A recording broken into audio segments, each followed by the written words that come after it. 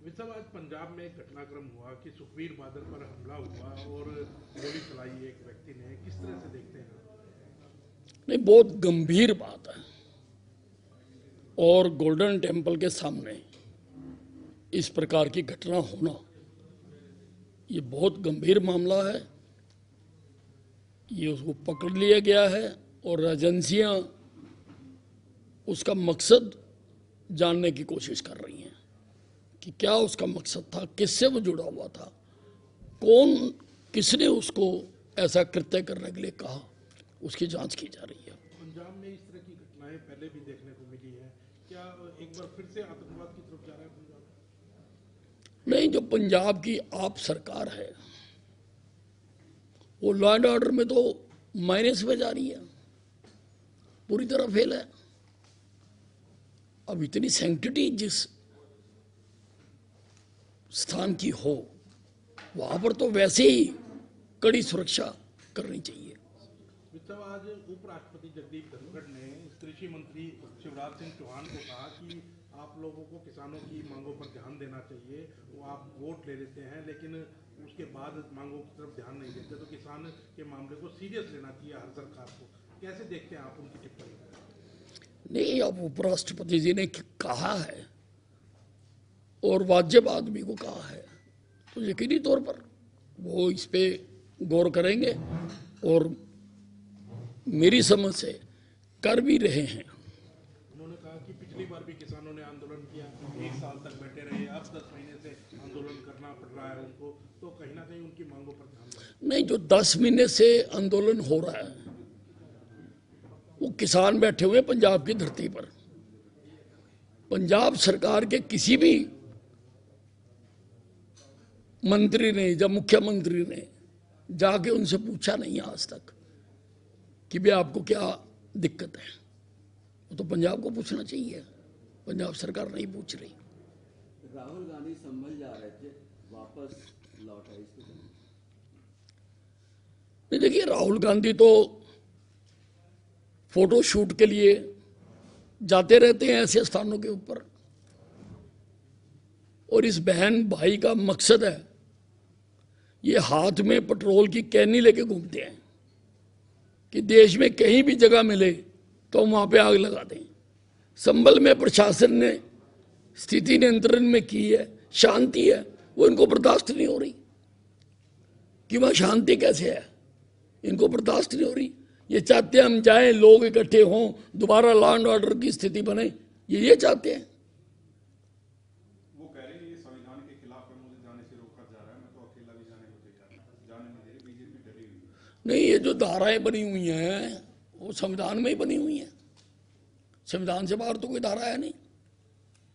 Curfew भी लगता है, 144 भी लगती है। अब इनके लिए कोई अलग संविधान हो गांधी नेहरू परिवार के लिए तो मुझको मालूम नहीं। बांग्लादेश में जिस तरीके से इस्कॉन के सन्यासी के साथ जो हो रहा है, उसको देख किस तरह देखते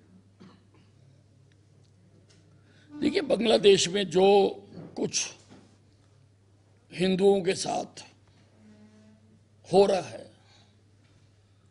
बहुत गंभीर मामला है और हिंदुस्तान के हर हिंदू को उसको पूरी गंभीरता के साथ लेना चाहिए, क्योंकि हिंदुस्तान का मतलब यह है हिंदुओं का स्थान, ये हिंदुओं का स्थान है।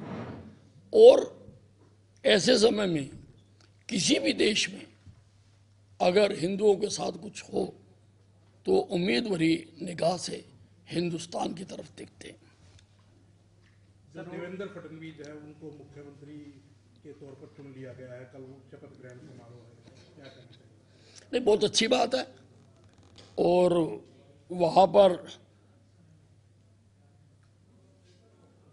जो बीजेपी और सहयोगी दल थे उन्होंने बहुत अच्छी संख्या में उनके विधायक जीते हैं और बहुत सौहार्दपूर्ण तरीके से वहां पर तीनों दल मिलकर सरकार बना रहे हैं, तो बहुत बढ़िया बात है।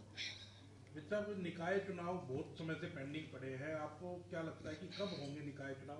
पहले विधान लोकसभा चुनाव आ गए, फिर विधान लोकसभा चुनाव आ गए, कोर्ट भी कई बार फटकार लगा चुका है निकाय चुनावों की देरी को। देखिए, मैं तो चाहता हूं कि जल्दी से जल्दी हो जाए, उसका हमें बहुत फायदा है।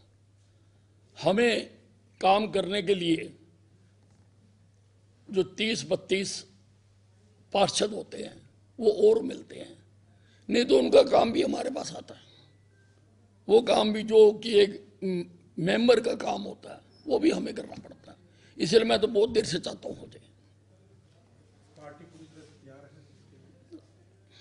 सर, रोडवेज में आपने बहुत सुधार किया। अमूमन देखा जाता है कि जो छात्र हैं वो जब जाना चाहते हैं कॉलेज स्कूल, तो बसों की संख्या में भी कमी है, उनको लटक के जाना पड़ता है। ऐसे सुधार की ओर कोई आप देख रहे हैं क्या? नहीं, मैंने पूरी जो डिटेल मांगी है कि कितना बसों का बेड़ा है हमारे पास, किस सन में खरीदी गई, कितने किलोमीटर चल चुकी है, और उनका फिटनेस सर्टिफिकेट कि वो फिट हैं चलाने के या नहीं है। नहीं है अगर कोई अथॉरिटी, तो हमें अथॉरिटी बनानी चाहिए।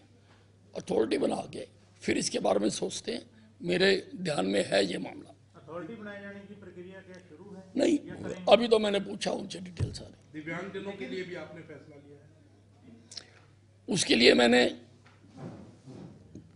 कहा है कि हर बस स्टैंड के ऊपर एक ऑटो, वो जो रिक्शा जरूर होनी चाहिए, जिससे चल के दिव्यांगजन भी व्हील चेयर हर बस स्टैंड के ऊपर होनी चाहिए, और लिखा होना चाहिए कि यहाँ व्हील चेयर है, ताकि दिव्यांगजन को जाने में दिक्कत ना हो। सब आप बस अड्डों के कहीं जब दौरे पे गए हैं तो बीच बीच में रुके भी हैं। आमतौर पे देखा जाता है कि बस अड्डे जो हैं गंदगी रहती है, वहाँ पर साफ सफाई नहीं है, टॉयलेट वगैरह अच्छे हैं। तो इसके बारे में निर्देश दिए आपने कि ताकि? बिल्कुल, निर्देश क्या देने हैं, ये निर्देश तो पहले से ही हैं, उन पर अमल नहीं किया जा रहा। अमल कराने के लिए मैं खुद जा रहा हूँ हर बस अड्डे पे, और कहीं भी जा सकता हूँ, कहीं भी जाके देख सकता हूँ। और अगर कहीं गंदगी पाई जाएगी तो मैं किसी को बख्श नहीं रहा हूँ, किसी को भी। नोबडी विल बी स्पेयर्ड अगर गंदगी होगी। सैकड़ों आदमी उसी टॉयलेट में जाते हैं, अगर साफ ना हो तो वो बीमारियां एक दूसरे को बांटते हैं। इसलिए पूरी तरह से साफ होने चाहिए। हर जीएम को कहा है कि दिन में 2-3 बार वो टॉयलेट देखने जरूर जाए, बस अड्डा जरूर देखे, साफ होना चाहिए, चमकता होना चाहिए। स्टाफ नहीं है तो और रख लो, लेकिन सफाई के साथ कोई कंप्रोमाइज नहीं किया जाए। बिजली विभाग भी आपके पास है, सोलर को लेकर के कोई कदम उठा रहे हैं? नहीं, बिजली का देखिए, हमारा जो हरियाणा में वैसे बिजली की जो रैंकिंग है A+ है, हमारी साउथ की भी और नॉर्थ की भी। मैंने एक सुझाव दिया है, क्योंकि अब ज़्यादा से ज़्यादा सोलर पर जाते जा रहे हैं। अब इंडिविजुअल किसान को सोलर लगा ले, वो लगाता नहीं लगाता उसकी मर्जी है, और 10 KMP की मोटर तक तो हम लगा रहे हैं, 10 से ऊपर हम भी नहीं लगा रहे। मैंने सुझाव दिया कि क्यों ना हर गांव में हम सोलर पावर हाउस बना दें, सोलर पावर हाउस, और वहां से जितने भी पंप हैं या घर हैं उनको बिजली दे दें। दिन को जो बिजली सोलर से पैदा होती है तो सिर्फ दिन तक रहती है, क्योंकि रात वाली में तो बैटरियां लगानी पड़ती हैं, उसका खर्चा बहुत आता है। सिर्फ जो दिन वाली है वो लगभग 2 रुपये में पड़ती है।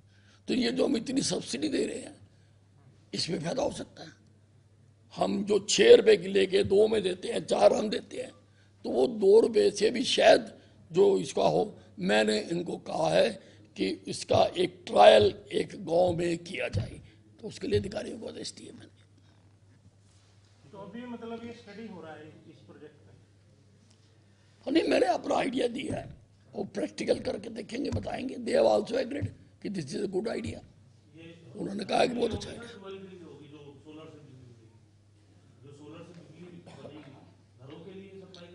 नहीं, जहां भी इस्तेमाल होती होगी कर देंगे, उसमें कोई ऐसी बात नहीं।